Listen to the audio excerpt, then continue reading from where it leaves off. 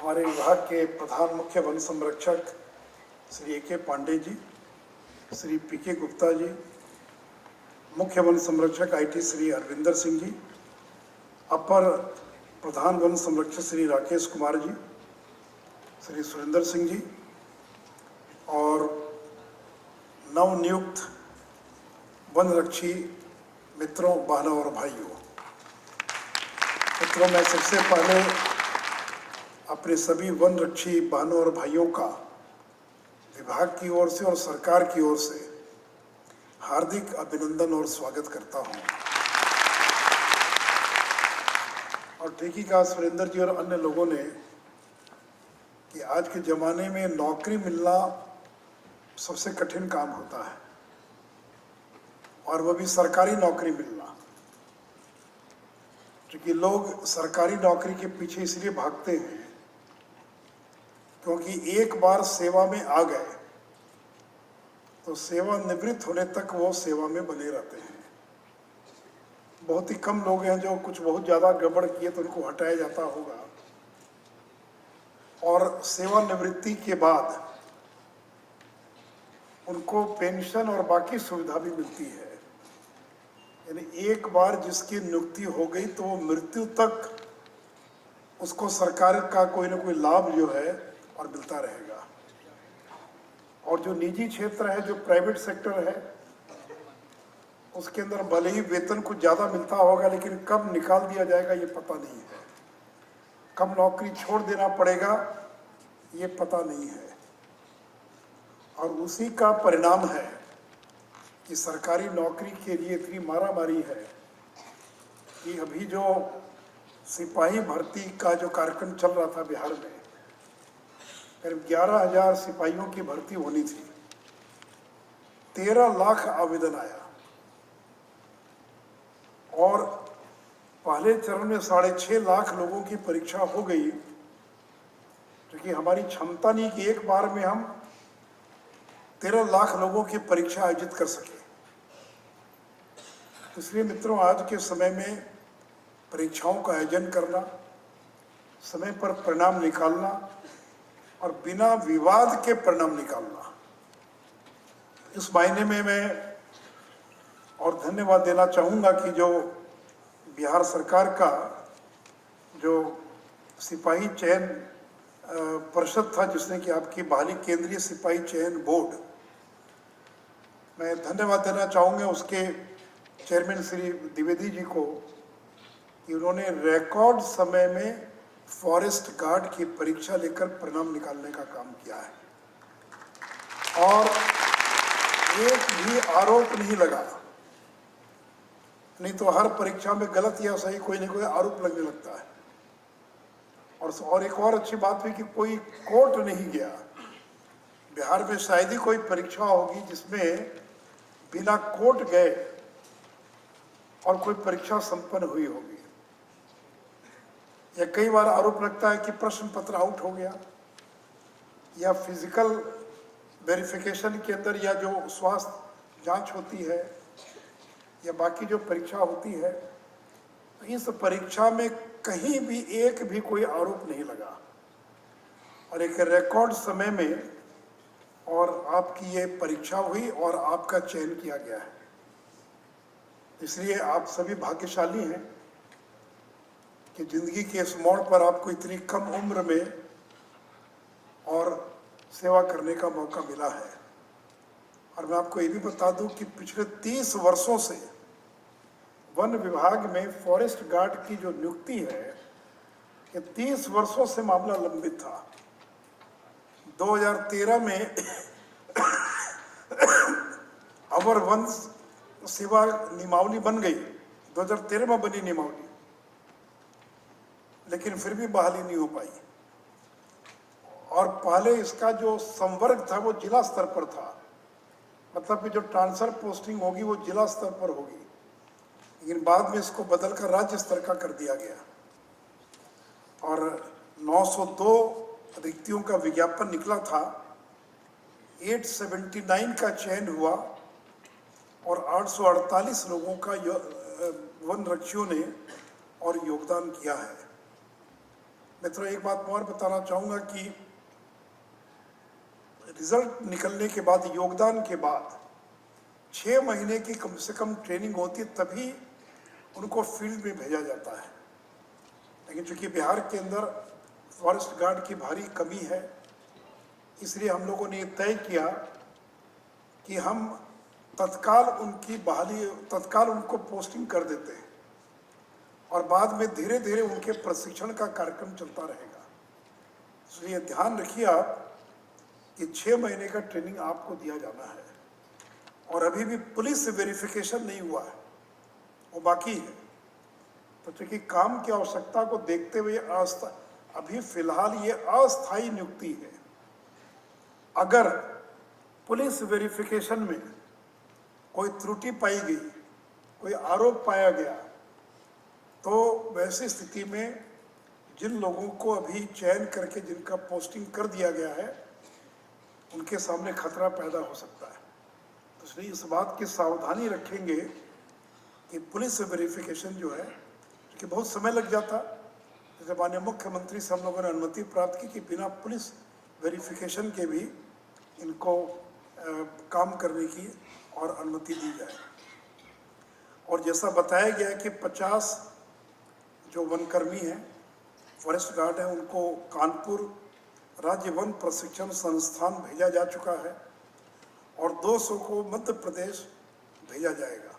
तो यानी दोनों काम चलता रहेगा, ट्रेनिंग का भी कार्यक्रम चलता रहेगा, अलग अलग बैच में लोग जाते रहेंगे और फील्ड में भी काम करने का उनको मौका मिलेगा। और डुमरांव और नाथनगर में सभी लोगों का 15 दिन का प्रशिक्षण जो है और दिया जाएगा। और मित्रों, एक और बहुत महत्व की बात है कि ये जो फॉरेस्ट गार्ड हैं, इसमें 1/3 महिलाएं हैं, 1/3 इसमें महिलाएं हैं। और पहली बार बिहार के अंदर फॉरेस्ट गार्ड के अंदर महिलाओं की नियुक्ति की गई है। और एक और महत्व की बात है कि इसमें 40 दिव्यांग भी हैं, क्योंकि हम लोगों ने 4% का आरक्षण दिया हुआ है दिव्यांगों के लिए। तो इसके अंदर 40 दिव्यांग जन भी जो हैं और इसके अंदर शामिल हैं। मित्रों, मैंने आते ही देखा तो सभी लोग ड्रेस में दिखाई पड़े। तो मुझे बताया राकेश जी ने कि ये वर्दीधारी फोर्स है और आपके पास कितनी ताकत है कि आप कुछ भी जब्त कर सकते हैं और किसी को गिरफ्तार भी कर सकते हैं। तो यानी इतना पावर, इतनी ताकत आपके पास है। तो ये ध्यान रखना है कि इस ताकत का दुरुपयोग नहीं होना चाहिए। तो इसलिए हर तरह से आप सभी लोगों का प्रशिक्षण का काम जो है और पूरा किया जाएगा। मित्रों, आज के दिन भर आपको अनेक विषयों की जानकारी दी जाएगी।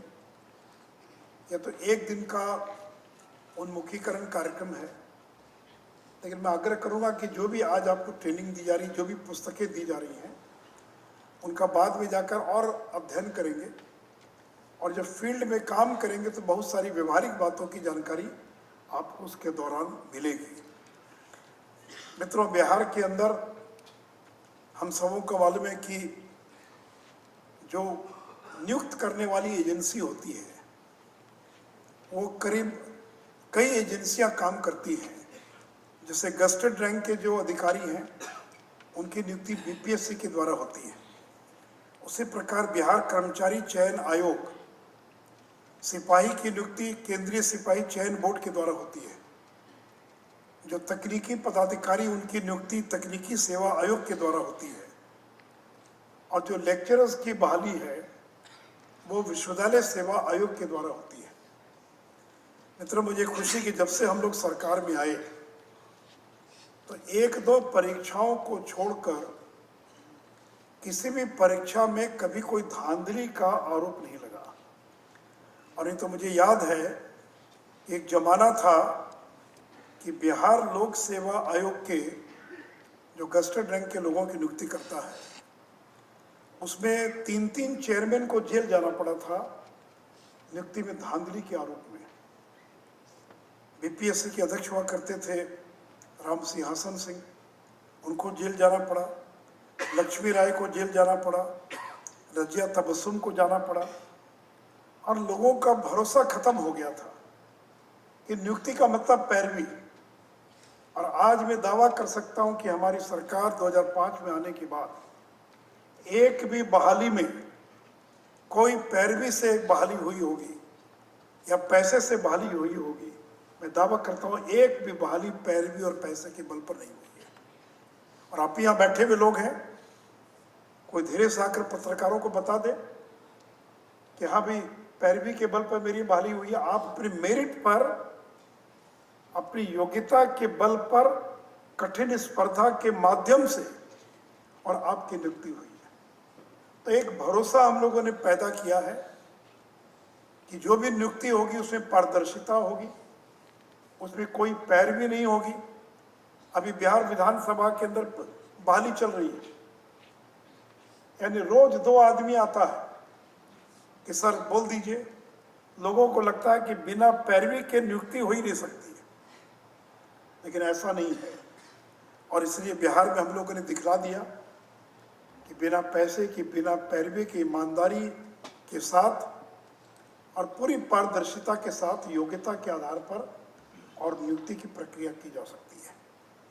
और उससे मित्रों, जो Bihar public service commission, Bihar लोक सेवा आयोग जो गेस्टेड रैंक के अधिकारियों की नियुक्ति करता है, 5-5 सत्रों की परीक्षा एक साथ हुआ करती थी।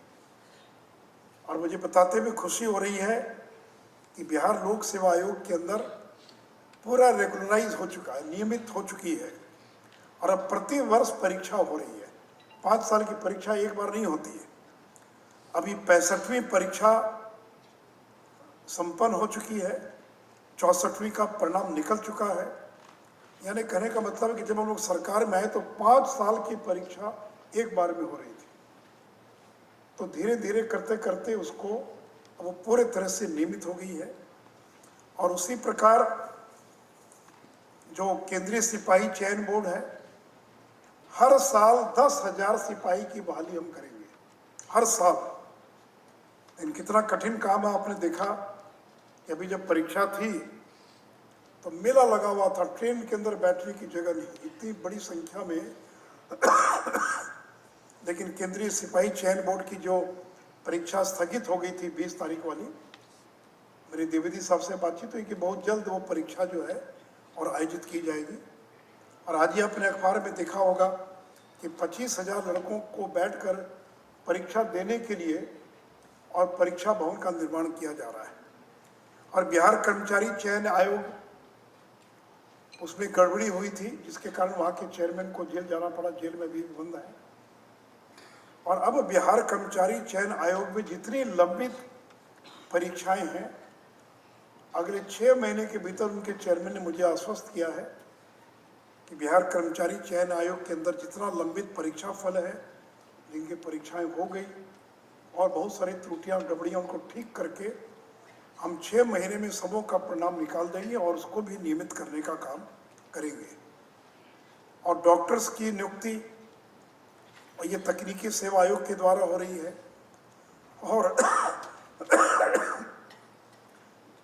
और विश्वविद्यालय सेवा आयोग के द्वारा जो लेक्चरर्स हैं उनकी नियुक्ति का काम चल रहा है। मित्रों, जब हम इस विभाग के, आप सभी फॉरेस्ट गार्ड हैं और आपको क्या काम करना है आपको बताया गया है, और आपको ये भी बताया गया है कि आपको जो काम है वृक्षों की सुरक्षा, वन भूमि की सुरक्षा, वनों को अग्नि से सुरक्षा, पेड़ जो अवैध तरीके से काटे जाते हैं उनको, उनकी रोकथाम, वन भूमि जो जंगल की भूमि उसको अतिक्रमण, इंक्रोचमेंट ना हो, जो पेड़ों की ढुलाई अवैध तरीके से होती है, इस तरह के अनेक काम जो है और आपको दिए गए हैं। मित्रों, जंगल के अंदर आग लगना भी एक सामान्य प्रक्रिया, सामान्य बात है। और इस बार जो फॉरेस्ट सर्वे की जो रिपोर्ट आई है 2019 की, उसमें ये रिपोर्ट में उल्लेख है बिहार का। और अब तो तकनीक इतनी विकसित हो गई है कि अलर्ट पहले से सूचना मिल जाती है कि फलाने जंगल में आग लग गई है। और अभी तक बिहार में पिछले नवंबर 2018 से जून 2019 यानी 7-8 महीने के भीतर की जो रिपोर्ट है कि कुल मिलाकर 2700 बिहार के अंदर 2750 अलर्ट यानी सूचना प्राप्त हुई वन विभाग के पदाधिकारियों को, लोगों को, कि फलाने जंगल में आग लग गई है, फलाने जंगल में आग लग गई है। और मैं पीसीसीएफ से आग्रह करूंगा कि सारे हमारे जो फॉरेस्ट गार्ड हैं उनको मोबाइल फोन भी उपलब्ध कराया जाए, ताकि जो हमारे फॉरेस्ट गार्ड हैं, चूंकि आपको बहुत सारा जो कहा, ये मत सोचिए कि मोबाइल फोन घर वालों से बात करने के लिए आपको दिया जा रहा है या फिल्म देखने के लिए आपको दिया जा रहा है ना। उस मोबाइल फोन से ये भी हम लोग को मालूम पड़ेगा कि राम सिंह फॉरेस्ट गार्ड इस समय कहाँ है। यानी आप पर सर्विलेंस का भी वो एक हथियार है। आपने दिन भर में आप कितना पैदल चले, कितना चलना पैदल इनको, राकेश जी, पर डे कितना पैदल चलना इनको? हाँ, माने 10 किलोमीटर प्रतिदिन आपको पैदल चलना है। तो मोबाइल से ये भी मालूम पड़ जाएगा कि आप एक ही जगह खड़े होकर वो क्या बोलते हैं उसको, जो लेफ्ट राइट खड़े खड़े करते हैं, उसको क्या बोलते हैं? हाँ? कदम ताल। आप कदम ताल करके मोबाइल पर अपना 10 किलोमीटर तो पूरा नहीं कर रहे थे कि वास्तव में आप चले। तो सारी सूचना, आपको जो सूचना भेजना है, आपको जो सूचना अपलोड करना है, आपको जो अलर्ट मिलेगा, अगर आग लगी तो आपके मोबाइल पर मैसेज आ जाएगा, यहाँ आपके क्षेत्र के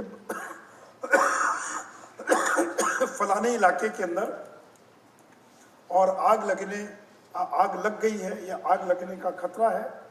इसलिए मित्रों, इस मोबाइल फ़ोन का भी आप सभी लोगों को उपलब्ध कराया जाएगा, ताकि और बेहतरीन तरीके से हम वनों की रक्षा का काम और हम कर सकें। मित्रों, आपको ये भी मालूम है कि जब झारखंड बिहार से अलग हुआ तो जो फॉरेस्ट एरिया था मुख्य रूप से वो झारखंड में चला गया, और लोगों को लगता था कि बिहार में वन विभाग में तो कोई काम ही नहीं है, यहाँ तो कुछ है ही नहीं। मैं बता दूं कि इस साल 19-20 में हमारा बजट है 501 करोड़ रुपया, यानी एक साल में 501 करोड़ रुपया हम खर्च करेंगे। और इसके अतिरिक्त कैंपा फंड, जो क्षतिपूरक वन रोपण है, उससे जो हमको राशि प्राप्त हुई 140 करोड़ रुपया, वो उसके अतिरिक्त है जो हम खर्च करेंगे। यानी लगभग एक साल में 650 करोड़ रुपया हम केवल वन विभाग के अंतर्गत हम खर्च करेंगे। और मित्रों, आप सबों को ये भी मालूम है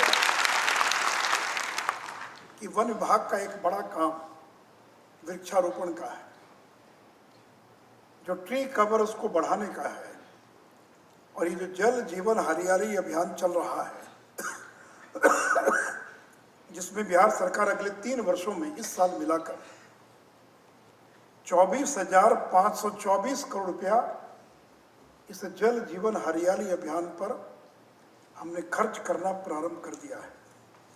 और हम जो खर्च कर रहे हैं, तो जितने भी तालाब हैं, पोखर हैं, जो पाइन है, आहर है, उनकी सैटेलाइट मैपिंग की जा चुकी है। और 1,32,000 तालाब अभी तक उनकी सैटेलाइट मैपिंग की जा चुकी है। इसमें से जो अतिक्रमित हैं, उनको अतिक्रमण से मुक्त करना है, वो भी प्रक्रिया प्रारंभ हो गई।